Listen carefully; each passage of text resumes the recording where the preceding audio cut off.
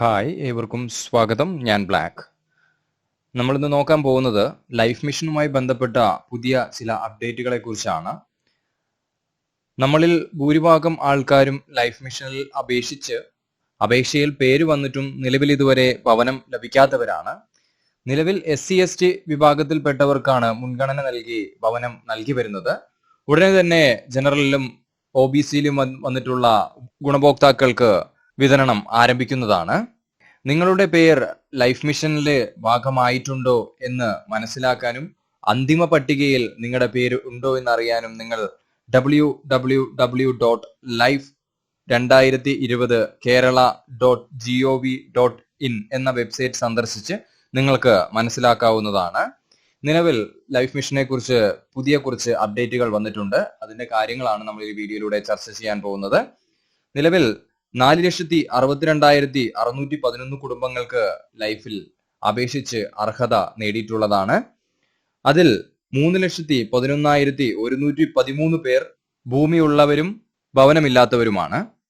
1,51,478 പേർ ഭൂമിയും ഭവനവും ഇല്ലാത്തവരാണ്. ഈ പറഞ്ഞ കണക്ക് പ്രകാരം മൊത്തത്തിൽ 4,62,611 പേർക്കാണ് നിലവിൽ ലൈഫിൽ പാസ്സായിരിക്കുന്നത്. ഇതിൽ SC/ST വിഭാഗത്തിൽ വരുന്ന ഭൂരിഭാഗം പേർക്കും നിലവിൽ വിതരണം പൂർത്തിയായിട്ടുണ്ട്. ഉടനെ തന്നെ ജനറലിലേക്കും OBCയിലേക്കും വിതരണം ആരംഭിക്കുന്നതാണ്. നിലവിൽ ഗവൺമെന്റിന്റെ ഭാഗത്തു നിന്ന് പുതിയ ചില അപ്ഡേറ്റുകൾ കൂടി വന്നിട്ടുണ്ട്. അതെന്താണെന്ന് നമുക്ക് നോക്കാം. ലൈഫ് പദ്ധതിയുടെ ഗുണഭോക്താക്കളുടെ 10 സെന്റ് വരെയുള്ള ഭൂമിയുടെ കൈമാറ്റ രജിസ്ട്രേഷന്റെ മുദ്രവിലയും ഫീസും ഒഴിവാക്കും. സർക്കാർ ധനസഹായത്തോടെ ഭൂമി വാങ്ങുമ്പോഴും ബന്ധുക്കൾ ഒഴികെയുള്ളവർ ഭൂമി ദാനമായോ വിലയ്ക്ക് വാങ്ങിയോ നൽകുമ്പോഴുമാണ് ഇളവ്. പൊതു താൽപര്യമുള്ള പദ്ധതികൾക്ക് ഭൂമി കൈമാറുമ്പോൾ രജിസ്ട്രേഷൻ ഫീസും മുദ്രവിലയും ഒഴിവാക്കാൻ നേരത്തെ ഉത്തരവ് പുറപ്പെടുവിച്ചിരുന്നു. ഇതിൽ ലൈഫ് പദ്ധതി കൂടി ഉൾപ്പെടുത്തി ഭേദഗതി വരുത്താൻ മന്ത്രിസഭാ യോഗം തീരുമാനിച്ചു. ഇതാണ് പുതിയതായി വന്നിട്ടുള്ള അപ്ഡേറ്റ് എന്ന് പറയുന്നത്. ഈ അപ്ഡേറ്റിലൂടെ നമ്മൾ മനസ്സിലാക്കേണ്ടത് എന്താണെന്ന് വെച്ച് കഴിഞ്ഞാൽ, നമ്മൾ ഇതിൽ അപേക്ഷിച്ചിട്ടുള്ളവർക്ക് 1,51,478 പേര് ഭൂമി ഇല്ലാത്തവരാണ്. സോ ഇത് ഭൂമി കൈമാറുന്ന സമയത്ത് നമുക്കൊരു രജിസ്ട്രേഷൻ ഫീസും കാര്യങ്ങളും വലിയൊരു തുക നമ്മൾ അതിനുവേണ്ടി തന്നെ മുടക്കുന്നുണ്ട്. അത്തരത്തിലുള്ള തുകകളൊന്നും നിങ്ങൾ മുടക്കേണ്ടതായി വരുന്നില്ല. പല പദ്ധതികൾക്കും ഈ രീതി മുമ്പും തുറന്നു വന്നിരുന്നു. ആ ഭാഗത്തേക്ക് ലൈഫ് മിഷനെയും കൂടി ഉൾപ്പെടുത്തിക്കൊണ്ട് നിങ്ങളുടെ രജിസ്ട്രേഷൻ ഫീസും കൈമാറ്റ കൂലിയും ഒഴിവാക്കാനാണ് സർക്കാർ തീരുമാനിച്ചിരിക്കുന്നത്. വൻതോതിലുള്ള ഭവനം സർക്കാരിന്റെ നേതൃത്വത്തിൽ നൽകി വരികയാണ്.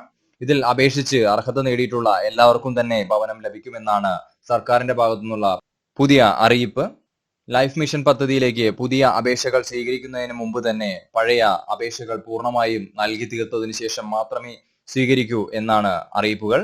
ലൈഫ് മിഷനിൽ അപേക്ഷിച്ച് ഭവനത്തിന് അർഹത നേടിയിട്ടുള്ള എല്ലാവർക്കും തന്നെ ഭവനം ലഭിക്കുമെന്നാണ് ഗവൺമെന്റ് അറിയിപ്പ്.